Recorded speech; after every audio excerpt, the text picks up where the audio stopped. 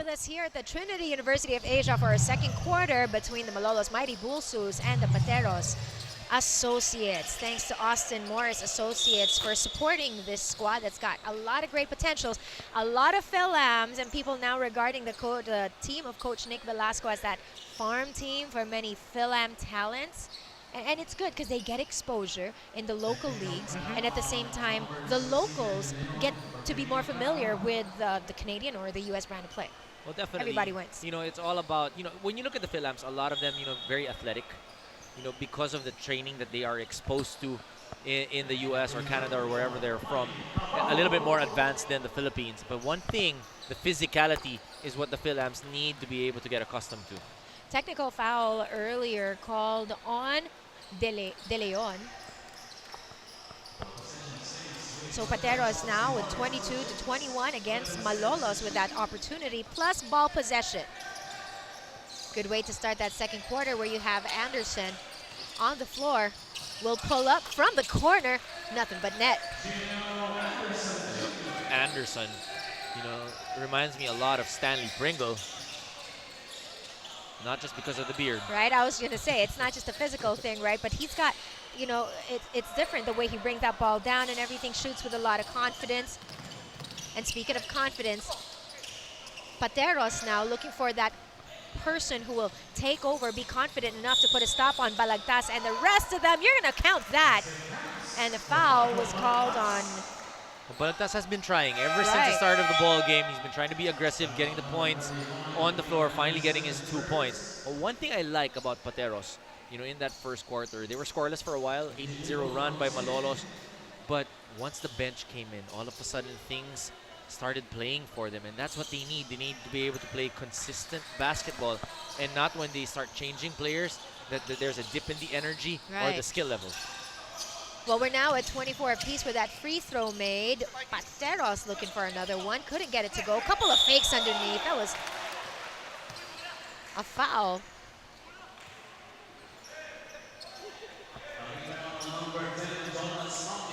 Della's been working really hard already with 4 points in the ball game. Pagua called for his first personal earlier. Della's missing on that opportunity to get back the lead.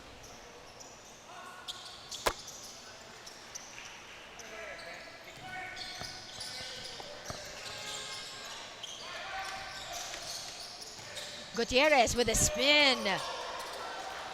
Looked pretty from here, just couldn't get it to bite. And here come the white shirts again. Well, also, you'll notice that Malolos are relying a lot on their individual talent, trying to break down the defense of Pateros. And that's not exactly how they played in that opening quarter. So let's see if Coach Taya will be calling their attention and making them, of course, play a little better on both ends of the floor. There's another steal by the white shirts. Nice finish there by Delis, coming from a nice pass from Anderson. Already with 7 points is Delis. He's really been able to give that big lift for Pateros here in the first, quarter and a half.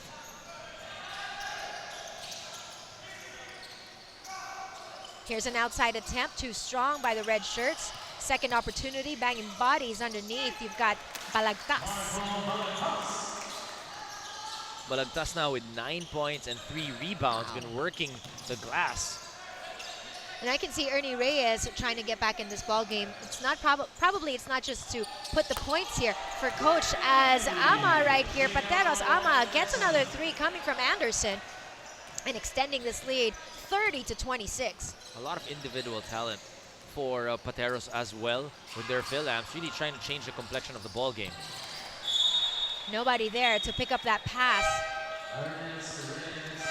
Like we were talking about, Ernest Reyes will be checking in this ball game, and more than just the points that he's going to be contributing, it's really to get everyone steady and everyone working together. This is going to be an interesting backcourt. Now with Caulfield, Anderson, and Purdy, let's see what kind of ball movement they will have. They go to Purdy on the right flank, couldn't get it to drop.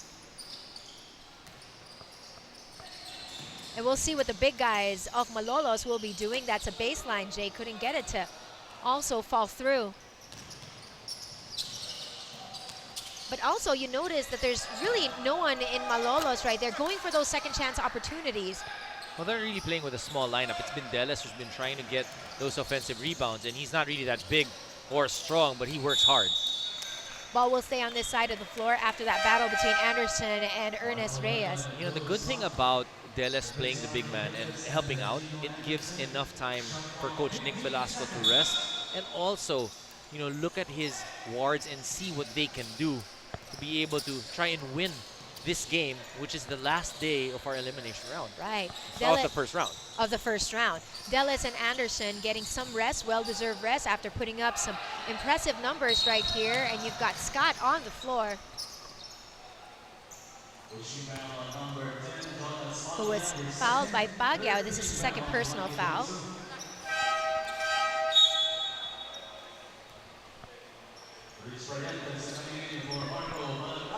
And Barrientos checking back in this ball game after starting for Coach Tayao.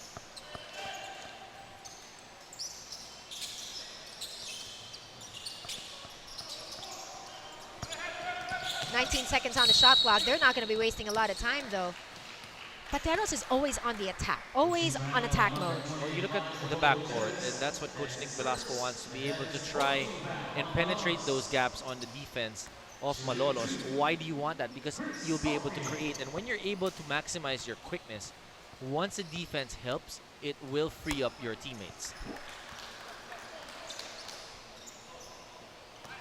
Cofield hoping that the second free throw will push them and give them a 5-point advantage. Battle for the rebound, though, after those two missed opportunities, won by Malolos. Ahead to Ernie Reyes. He's up against Scott. The spin. Oh, look at that battle upstairs. Right when he comes into the ball game, making his presence felt, being aggressive, getting to the basket, getting fouled. And he's going to be very difficult to stop because he's used to playing against taller guys and using his quickness. He knows how to handle that basketball, but when he's playing against smaller guys, he's strong enough to overpower them. And he gets a bonus down right here to make it into just a 1-point ball game.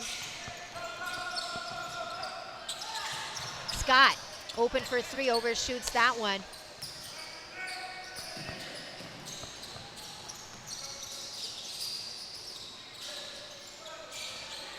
Gutierrez having a tough time against Cofield. They go back to Ernest Reyes. After that pass coming from Pagia, De Leon couldn't get it to drop. Cofield looking for Scott. Again, Reyes got his number, right? But that was a great pass by Cofield, really finding that open man. But again, Reyes, you know, off that stop, bringing the ball all the way down the floor. Though that ball got tapped out, you can see that aggressiveness. You can see that urgency that they need that leader on the court. And we'll be calling for a timeout on the floor coming from the side of Pateros Associates. We'll be back for more of this ballgame. Pateros hanging on to a 1-point lead. Alulod, De Leon, you also have Jolas Pagia on the floor along with Richard Barrientos, and also Coach Tayao still has Ernie Reyes on the floor. Pagia trying to make his moves from baseline. Made them pay with that too. Pagia definitely looks like he's been hitting the weight room. See if Ali Peak was playing in this ball game, it'd be interesting between definitely. those two. But I think the presence of Ali Peak alone will definitely intimidate a lot of the teams. Now everyone's going to be talking about the Ali Peak return. Let's focus on these guys. Oliano earlier with the bucket, but Pagia quick to answer back. Back to a 1-point ball game.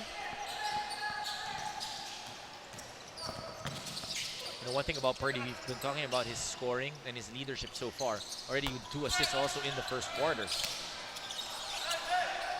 And I know that Coach Nick was excited to see how he's going to be playing in that backcourt along with the other reliables that he's got. They are looking for their first win as Pagia knocks down a 3-pointer, showing to us that he's got that range. You know, one thing that I saw during the warm-ups, he was actually dunking that basketball. But in the game, not really mixing it too much inside, but knocking down those outside threes. Right, surprise package right here. It's a 36-32 ball game. Malolos on top. They go to the corner. Cofield wide open for three. Another assist by Purdy, and that's what we were talking about. If he is able to come into this ball game, he's the new guy, but able to bring everybody together. Oh, what a bright future for this team. Cofield against Barrientos, overshooting that one thanks to the D. Hand in his face right there. And Cofield gets that bucket, shares with Purdy. Back to Cofield underneath. A lot of selfless plays right there. Someone should have shot it. But here's Malolos with an open three. Alalod. And Coach Nick Velasco really working his bench early on in this ball game, trying to give everybody a fair share of the minutes. Well, here's Benji Unco, who's going to be checking in this ball game for Joe Scott. He's the new guy also, coming from Pateros. And he's Pateros' pride, and Nick Velasco also was saying that they really did need a big guy also. And what they need from Unco is he doesn't have to play spectacular in terms of scoring. What they need from him is solid rebounding and really getting everybody involved.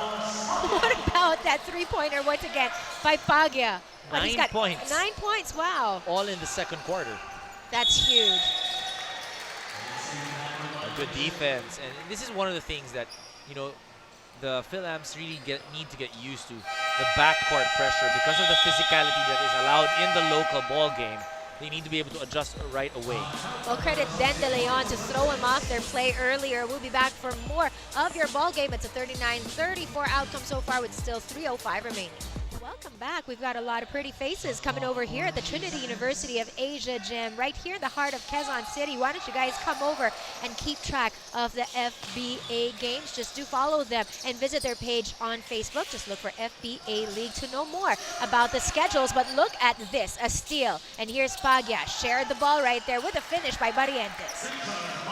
They've forced 2 turnovers already in the backcourt and were able to get the 2 points. Here's another one. Credit that to Reyes. Reyes will try to finish and extending right there after taking contact for the Dukes. He's so good at protecting that basketball and finishing that shot. And all of a sudden, Malolos applying the pressure, and it's a 6-0 run. Wow. Here's Cofield. We'll share that ball to Unco. Short on that left elbow. This is easy right there. Nice feed by Reyes. Now this is what I mean. This is where Pateros needs to be able to settle down and try to move that ball. And it's difficult to be able to break the press and the pressure when you guys aren't too familiar with each other just yet. 10-point ball game on the floor. Purdy to Cofield. It's in their hands now. They go back to Purdy, top of the key. This is a 3. And that time, patience was key for Pateros to be able to knock down that 3-point shot. They did not panic. They were able to bring down the basketball all the way to the post, find the open man for that 3. Let's see what they'll have up their sleeves. Coach Nick Velasco and all of them will try to play catch-up. We'll be back right here at the FBA. Coach Nick Velasco and Coach Ali Peak will try to break down what Malolos has been serving them. And so far, it's a great run by Ernest Reyes. There's another one. Count that against a defensive Unco. He's a player. This guy Reyes, you know, he understands. He's got the advantage on the quickness end. He would put the ball on the floor all the way outside that 3-point line, attacking that basket once again, leading all scorers so far is Reyes with 13 points. And Coach Nick Velasco said, all right, I've had enough of this. He's back on the floor replacing newcomer Unco as Ernie Reyes completes that 3-point play and extends his lead once again to 10.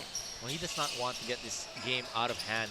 10-point lead already for Malolos. Oh, they found an open man. Good job by Cofield and the rest of them locating the open Guerrero. Don't tell me. All right, because he's been successful from outside, talking about Pagya. But look at Reyes. You know, he knows that because of that substitution, that Velasco will be waiting for him down low. He finds his open teammate for that 3-point shot. Though it did not go in, he had the best intention. Couple of fakes right there. Got the basket through. Coming from Pateros' Mark Oliano.